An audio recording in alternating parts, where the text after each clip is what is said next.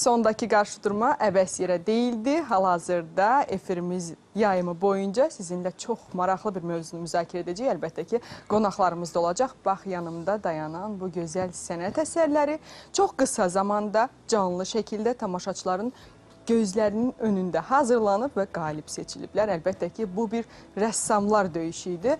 Nəzərinizə yetirək ki, məlumat verdiyimiz kimi məhz 18 may muzeylərdə açıq qapı günü elan olunmuşdu və bunun münasibəti ilə də əlbəttə bizim yaradıcı ruhlu insanlarımız davam edən, artıq ilk ili olmayan möhtəşəm bir festival xarakterli, tədbir xarakterli, maraqlı bir döyüş keçirib, rəssamların döyüşü və ətraflı şəkildə qaydaları, keçirilən meyarları hər birini sizə qeyd edəcəyik, əlbəttə qonaqlarımızla birlikdə. Əvvəla onu deyək ki, çox gözəl bir, unikal məkanda keçirilib bu tədbir. Suraxanı Gəmi Muzeyində, elə həmkarım da söylədiyi kimi, rəssamların döyüşü.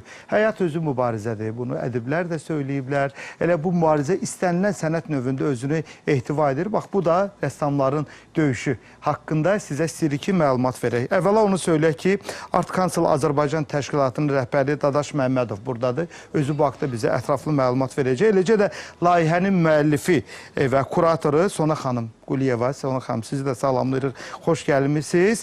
Və əziz tamaşaçıları, onu da söyləyək ki, rəssamlar Hüseyin Kəngərli və Ruslan Rüstəmov da buradadır. Onların əl işlərində biraz əvvəl həmkarım təqdim etdi. Dostlar, salamlayırıq sizi. Sabahınız xeyirli olsun. Xoş gəlmişsiniz proqramımıza. Təşəkkür edirik. Biz sizi təbrik edirik. Bax, maraqlı bir layihəyə hər zamanki kimi imza atmışsınız. Çox təşəkkür edirik sizə.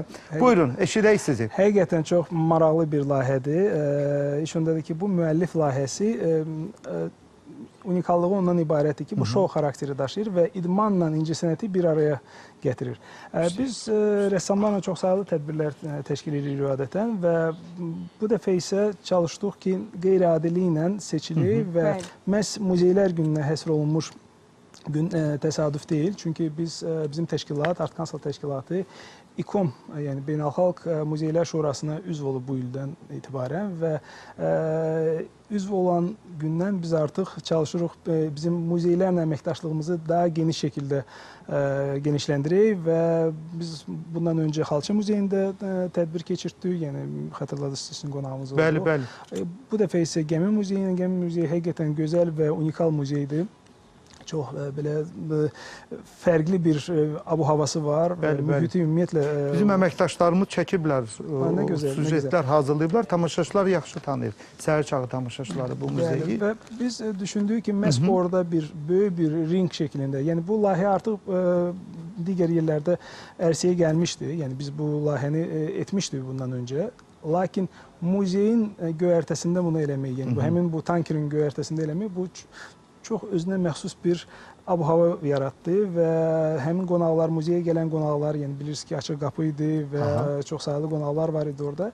Onlar da ki, həmin bu prosesə cəlb olundu və canlı olaraq iki istedadlı rəssamın döyüşünün şahidi oldular. Gönül, sən də yəqin mənimlə razı olarsan, layihənin koordinatoru və müəllifi Sona xanım. Rəssamların döyüşü, amma müəllif xanım. Biraz təzad yaratmır səndə, necə bilirsən? Xanımlar hər zaman döyüş ruhlu olur və qalib seçməyə meyilli olurlar. Məncə elə məqsəd necə olub, necə yaranıb özündən dinləyək. Xoş gəlmişsiniz. Çox sağ olun. Deməli, bu layihə ilk dəfə əslində döyüş formatında 2022-ci ildə yaranıb və biz bu layihəni xaricdə ilk dəfə təşkil etmişik. Əslində, Dadaş müəllim orada həmən o layihədə həm döyüşçü qismində, rəssam döyüşçü qismində də iştirak edib, həm təşkilatçı.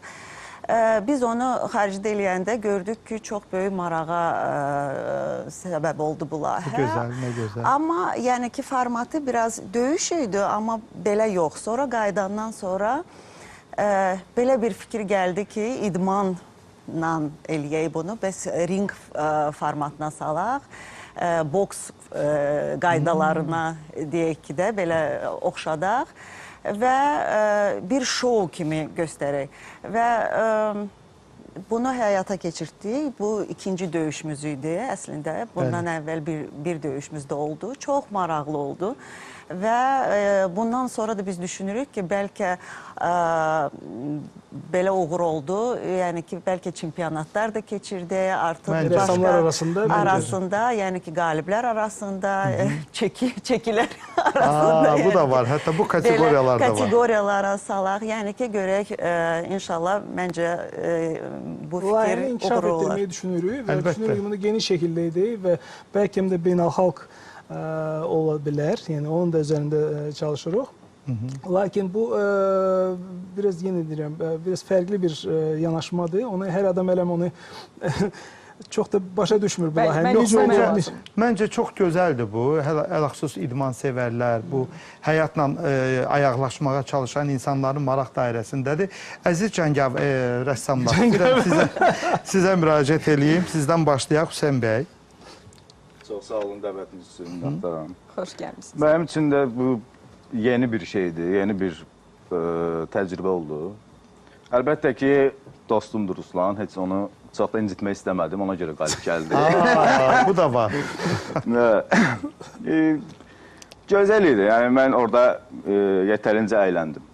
Yəni, bu qədər.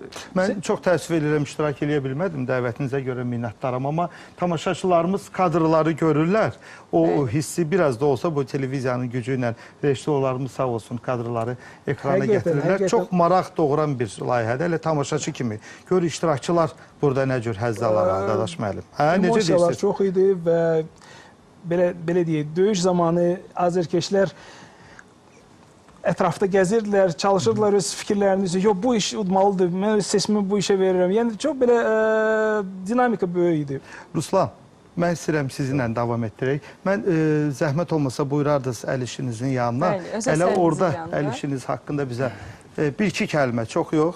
Zamanla yarışarkən, bax zamanla yarışarkən... Ruslan deyib ki, mən çox danışmaq istəmirəm, amma Ruslanın əl işi özü danışır artıq, söz deyir. Biraz sakitlik var burada, biraz dənizin romantikası var. Deyirsən, özü kimidir əl işi? Ola bilər ki, ruhunu əks etdirir, amma həmin o vaxt ərzində nələr, ilk olaraq beyninizə nə gəldi, nəyə yaratmaq və yaxud da düşündünüzmü ki, bəlkə başqa şey çəkin, vaxt çatmaz, yəni bu məsələ oldu, yoxsa elə ilk ağlınıza gələndən başladınız? Mövzu dəniz mövzusu olduğu üçün ağlıma ilk öncə gəmi gəldi. Layihədə gəmidə keçirdiyinə görə gəmi gəldi. Məkana uyğun. Məkana uyğun.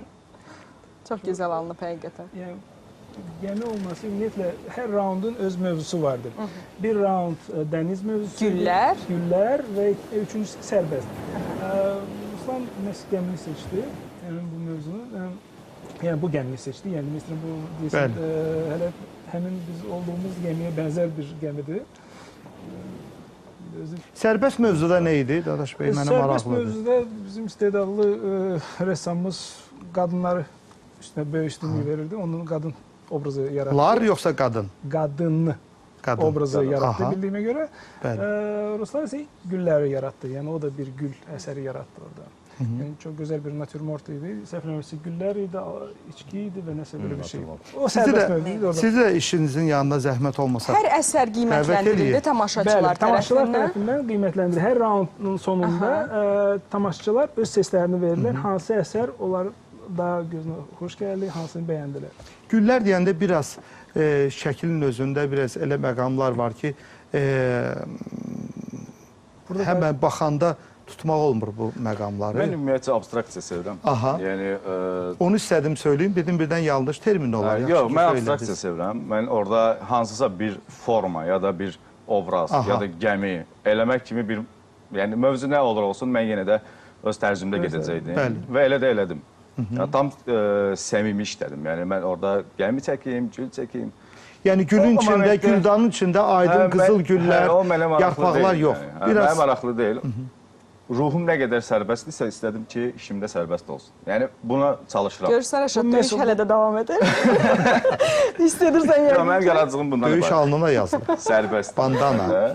Yaşantım da belədir, işlərim də belədir. Sərbəst və azad. Ümumiyyətlə, sənət adamının həyat tərzi, yaşantısı, şəxsi duyğuları, fikirləri işlərində öz əksini tapır. Sərhəd tanımır və. Bəstəkar olsun, musiqiçi olsun, rəssamlarımız olsun ki, göz qabağındadır. Təşəkkür edirik, minnətdarıq sizə. Bir şey də qeyd edelim ki, rəssamlar arasında döyüş olmur. Yaxşı rəssam, pis rəssam yoxdur. Çox doğru deyirsən. Yəni, bu profesional qaydadır. yaxşı rəssam, pis rəssam. Hər halda bu bir gözəl bir şoudur. şoudur. Siz özünüz də gözəl dediniz ki, əyləndirdiniz. Əyləndim Bu yetərlidir. və ilk mənim üçün çox gözəl bir təcrübə idi. İnsanların içində işləmək, Aha. qonaqların yanında işləmək, Bəli. ora konsantrasiya olmaq. Aha. Qısa zamanda, çox o da qısa böyle zaman.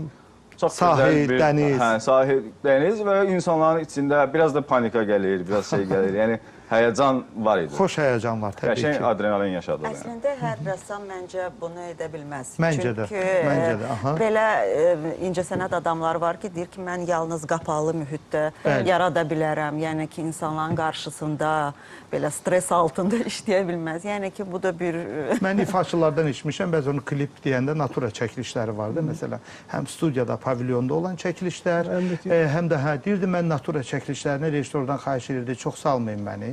Mən elə studiya çəkilişləri sevirəm. İnsan var, hərəyi bir cür, amma bu rəssamlarımız sağ olsunlar. Bu cür qələbəlikdə, bu cür gözəlliklərdə bax, belə əl işləri ortaya çıxardılar. Çox gözəldir, amma mən rəssamlardan danışmışkən istərdim bir sualda ünvanlayım. Məhz bu layihənin davamında rəssam seçimlərində hansı meyarları nəzərdə tutursunuz? Əslində ilk öncə təcrübəli olmalıdır. Çünki yenə təkrarlayım, təcrübəsi olmayan bunun öhdəsindən gələ bilməz.